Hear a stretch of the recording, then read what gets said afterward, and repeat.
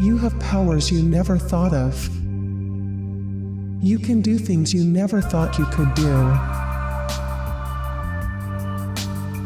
Hello, ladies and gentlemen, and welcome to Mind Design, the podcast that empowers you to tap into your inner strength and overcome any obstacle in your life.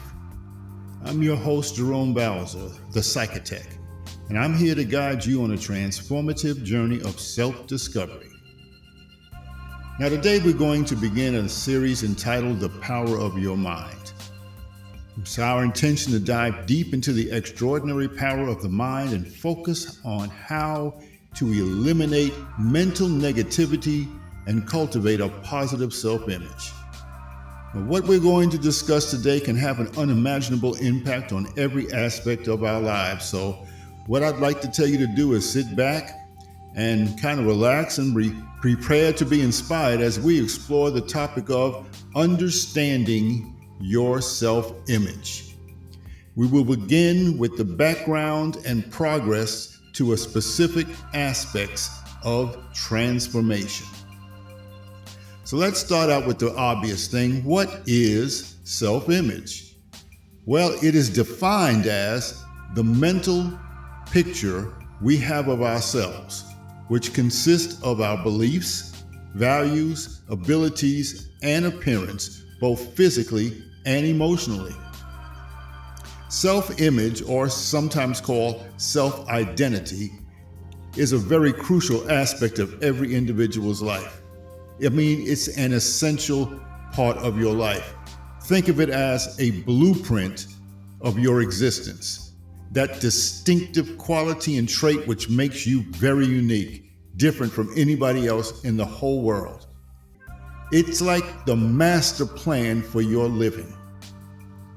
Embracing your self-identity is an empowering thing that enables you to fully accept yourself and find a genuine self of belonging. Brothers and sisters, ladies and gentlemen, this is a real issue. There are a lot of people who struggle with self-identity, with their self-image. It's being manipulated, it's being castrated, it's being worked over, it's being stepped on. Some people are even committing suicide behind having a very low or negative self-image. So this is a big deal.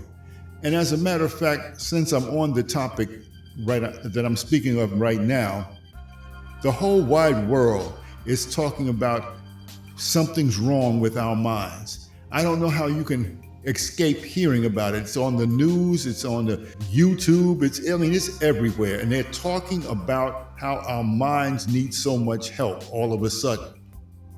Now I realize there's a lot of us that really do need some help. And I'm not making light of that whatsoever. But everybody, and something is really going on, but I want to help us be positive about what's happening with us. If we arrest this problem immediately, if we are fortified before it even seeps into our thinking, into our way of life, we will never have to be affected by what the world is sending out. So that's what my purpose is right now. I want to help you develop a self-collaboration with your own self, an agreement with yourself about who you are and who you are about to be. You see, self-image or self-identity is not only critical and crucial, but it's also deeply intertwined with your overall well-being and your personal growth. It has everything to do with your entire existence. And it goes beyond mere physical appearance, and it encompasses your beliefs, your experiences, your aspirations, and even your relationships. It is the displayed structure of your inner self. Let me say that again. Your personal self-image or self-identity is the displayed structure of your inner self. Whatever it is you are on the inside, whether it's been discovered, undiscovered, whether it's been tapped into or neglected, whether it's been realized or unrecognized, is going to show up on the outside. It is the structure that is displayed on the outside which is really working from within you. Let's put it in a nutshell and say it this way. Self-image is the lens through which everyone perceives themselves and how we believe others perceive us. So your self-image also acts as a foundation for self-esteem and confidence. When individuals have a positive self-image, you are more likely to embrace your strengths, acknowledge your weaknesses without judgment, and pursue your goals with determination. Add to this your faith, your beliefs, your inspiration, or mentors, or whatever motivates you to succeed. So when you add these other ingredients to what you're already doing within your own self, with your mental image, with your spirit, with everything that you have within you, and you add your belief, your faith, your inspiration, even mentors or coaches or whatever the case may be, it will help more motivate you to be successful. Self-acceptance becomes the cornerstone of a personal growth, allowing you to confidently express yourself, pursue your passions fearlessly, and build fulfilling relationships. The development of a self-reliant mindset will establish an inner strength prepared to confront, combat, and conquer every negative thought. Once established, it will never fail.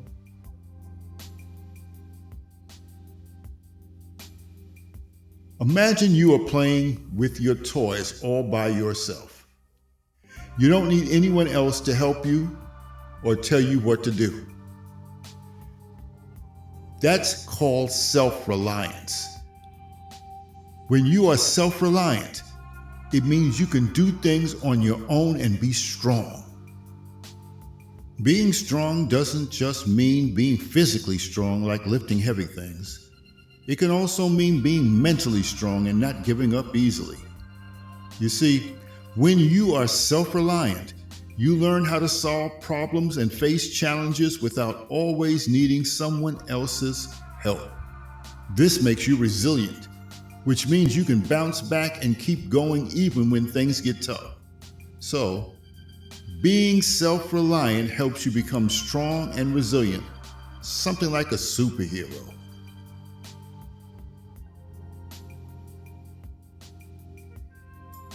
I am not what happened to me. I am what I choose to become. Now let's talk a little bit about self-identity. Self-identity can be shaped by various factors such as dynamics, cultural background, societal expectations, education, media influence, and personal experiences. These factors can do one of two things in your life. They can either create you or consume you. A new strength is required in either case because it's your life story, and you have to embrace both the strengths and the weaknesses, the triumphs and the failures, the ups and the downs of life that make up your unique identity. So stop worrying. Practice owning your life. Write your own story concerning who you are and who you are meant to be. Now, this is a move that's going to require some boldness. You're going to have to shake some stuff up to make this happen. Practice owning your life. Write your own story. By owning your own narrative, you acknowledge your individuality and celebrate it without seeking validation from anybody else. Let me make it easy and give you an example. Imagine you have a special book that tells the story of your life. Owning your own narrative means that you get to be the author of that book. You get to decide what happens in your story. You get to decide how your story is being told. And most importantly, you get to be the boss of your own story. Owning your own narrative also means taking responsibility for the choices you make and the consequences that follow. Let me make that perfectly clear. When you take your life into your own hands and not allow other people to steer your life like with their ideas of who you're supposed to be or what they want you to do and be, and you're taking control, you can do it. There's no question about it. There may be some consequences to doing it because you're now operating outside of the box. You're not letting the system work with you or work for you or through you. You're not being boxed in. You're working around the box, outside of the box. And things are going to be a little different because now you're not dependent on the system, you're independent of the system. So be prepared to face a little bit of this and that. Some people may not understand anything that you're going through, what you're talking about, but your mind is clear and it's been decidedly made up that I know who I am, I know what I must pursue, I know what I want in life, and I'm going forward with everything I have. Nobody or anybody else in my life, around my life, is going to detract me or deter me from reaching my goal. In terms of doing that, you're not going to have their support unless they really understand who you are and are very willing to help you reach your goal. There are some people who are, but the majority of people will not. So be prepared of that. But when you own your own narrative and are taking responsibility for your choices, it will empower you to shape your character, develop your plot, and create a compelling storyline that reflects your true self. Remember, you are the author of your life, not anybody else.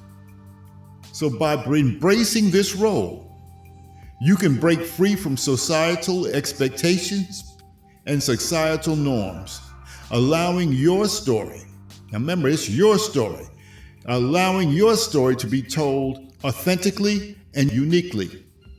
This is a bodacious step, one which demands resilience and encourages you to forge your own path and create meaningful connections with like-minded individuals who appreciate you for who you truly are. And this is really important because when you step outside of that box, when you progress into developing the kind of personality and inner fortitude that is necessary to become the individual you were destined to become, you will find other people outside of that box doing the exact same thing. And connecting with these types of people will bond you together, strengthen you, give you the help that you need. Your design will change altogether because you now finding out you're not alone out there. And it makes a big difference. So in embracing your self-identity boldly, you send a powerful message to yourself first and then to the world. And what is that message? I am unapologetically authentic. I am deserving of love and respect. I am positioned to be respected and accepted just as I am.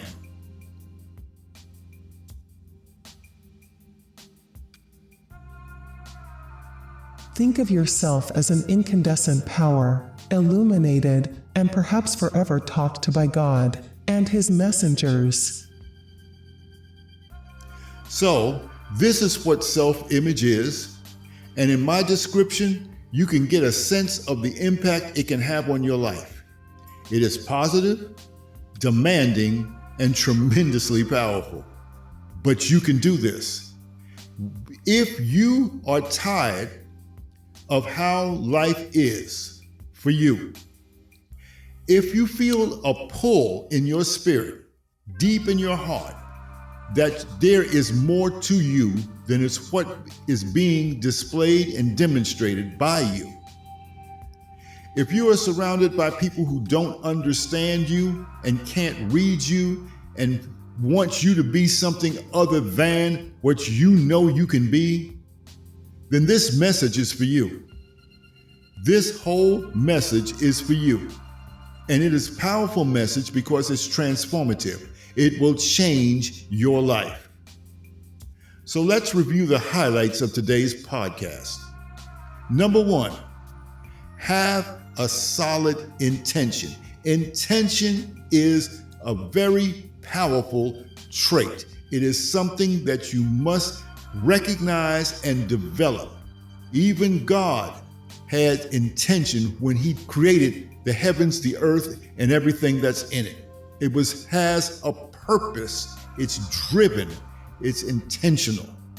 This is the catalyst for a new mind development. Number 2, draw the blueprint for your life. What is it that you want your life to be? What direction do you want to go in? How would it look? Draw it out. Make it plain. Write it down. See how it would go. Make some goals with your blueprint. In 5 days, I want to see this happen. In 10 days, I want to see that happen. By the end of the month, this is where I want to be. By the end of the year, this is where I want to be. And make those progressive steps towards your new life. A blueprint is a roadmap, a guideway that will help you reach that goal. So draw the blueprint for your life. Number 3, self-collaboration as a means of developing guidelines for the new you. Do not be, I'm laughing because it's going to sound a little nutty, but do not be afraid to talk to yourself. You are the only one who knows who you are. I know some people think that talking to yourself makes you crazy, but there are some people who are talking to themselves to keep themselves in check and in tune to where they're going towards, who they're going to be. And sometimes you have all these outside influences trying to invade and interrupt the pure thought patterns in your mind about the new you, that you just have to exorcise them out of your head and continue with the positive flow that's within you. So don't be afraid to have a self-collaboration. It is really a tool for developing the guidelines for the new you. Number 4, make a strong foundation, which is not only enduring, but expandable. You're going to build something on your foundation right now. And this is going to help you escape from the you you're used to be and have you enter into the new that you're ready to be, the new you. But even in time, that new you is going to expand. So make sure you leave enough room to expand your mind to further yourself, even from the new you are now to a newer you later on. A depth, a width, a height that is more dimensional and impacting than you even are at this stage of your life. So make sure you have a strong foundation which is enduring and expandable. Number 5, set that cornerstone in place. This takes intention as a thought into a literal and tangible entity. The growth of intention becomes a cornerstone. What you intend to be, how you intend on going about it, where you intend to take it to, whatever level that may be, anything that is a part of your development into the new you, that intention that you have achieved each step of the way, is the cornerstone that you're going to put in place on top of that foundation. And you're starting to build. You're starting to erect the new you. And that cornerstone is the major piece. Everything else you're building from this point forward is going to be built around that cornerstone. So let that cornerstone be set in place and build around it the new you. Number 6, establish the visible structure of your inner self. So like you're building a building, All right? You have the outside now is getting ready to be done. Everything else is in place. You're building the part that looks good. You're building the part that can withstand the rain, the weather, the hurricanes, the storm, the sunshine, the heat, no matter what comes, much like a house, you're building the part that is sustainable. You're building the part that comes from the inside.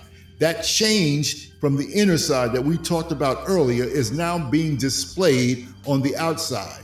And believe me, people will see the difference in how you walk, how you talk, how you think, where you go, who you go with. It will be noticeable because it is now coming from a different place, a purer place, a stronger place, a place that's resilient, a place that can fight back, a place that can combat all of the negativity that comes your way and had been coming your way up until this point.